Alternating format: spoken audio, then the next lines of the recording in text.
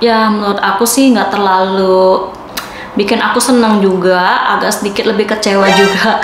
Karena sih saya pikir dengan melakukan treatment ini perut aku tuh bisa kelihatan langsing atau ya lebih kecil lah ya, setidaknya 50%.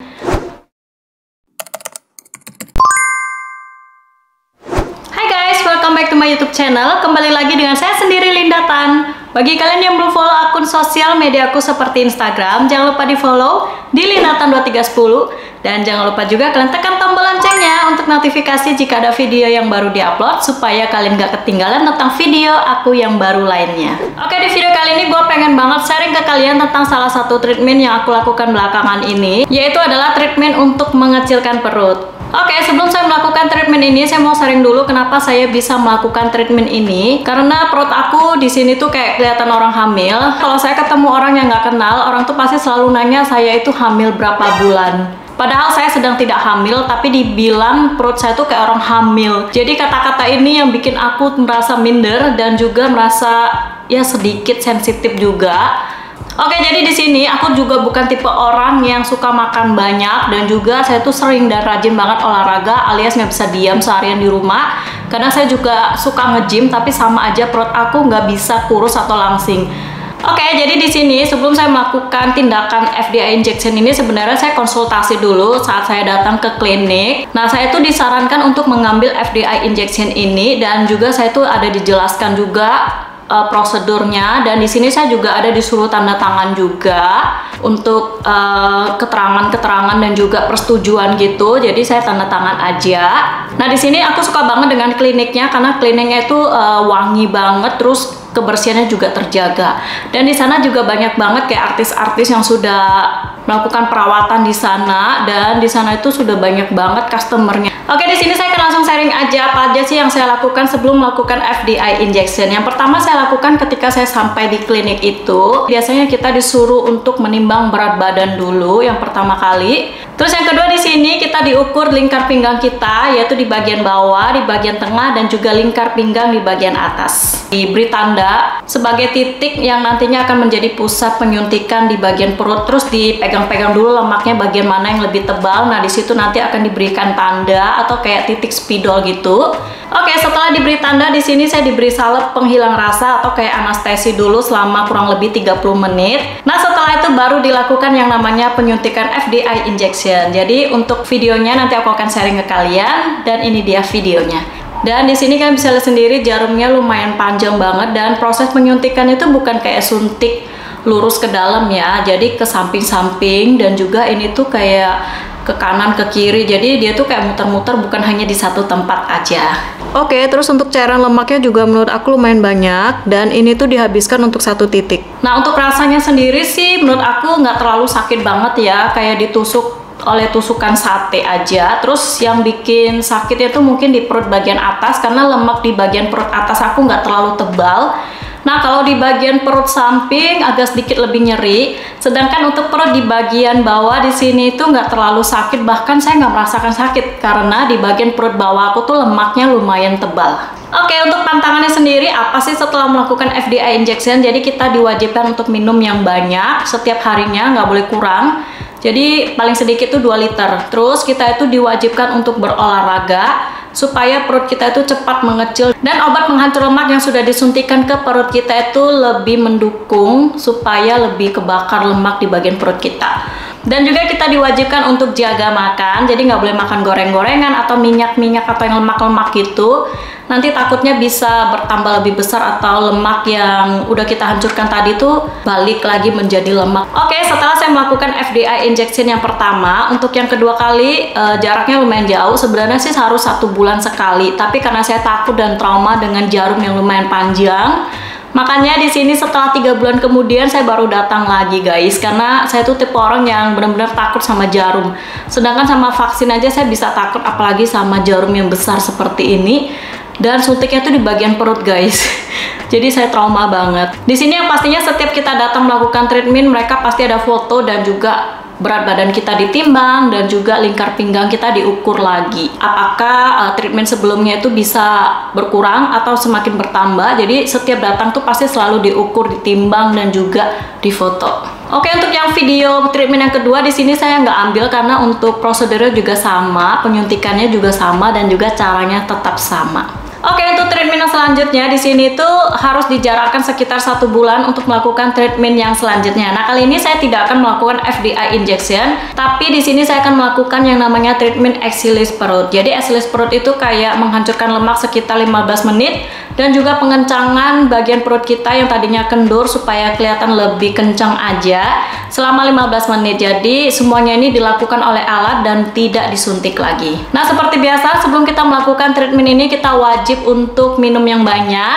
Terus berat badan kita ditimbang, diukur, lingkar pinggang kita, dan juga di sini kita difoto-foto juga seperti biasa ya. Supaya bisa menjadi perbandingan sebelum dan juga sesudahnya. Nanti saya akan sharing secara lengkap ke kalian sebelum dan sesudah saya melakukan treatment ini, dan fotonya itu akan saya sharing selengkapnya buat kalian. Oke, di sini saya akan sharing yang pertama kali adalah axialis perut, yaitu pembakaran lemak dengan menggunakan alat. Oke, di sini yang pertama perut saya itu dikasih gel dulu dan lumayan dingin. Oke, untuk treatment axialis perut ini tidak dilakukan oleh dokter, tapi hanya dilakukan oleh suster. Dan alat yang digunakan adalah seperti ini. Jadi sensasinya tuh perut aku kayak ditekan-tekan, dan juga di sini tuh sensasinya nggak berasa apapun juga. Jadi hanya kayak dipijit-pijit aja di bagian perut aku supaya lemak di bagian luar atau lapisan kulit perut aku ini semakin mengecil. Karena tadinya aku melakukan FDI injection yang membakar lemak di bagian kulit dalam perut aku. Nah, sekarang fungsinya alat ini adalah untuk membakar di bagian luar kulit atau di lapisan atas perut aku gitu ya guys.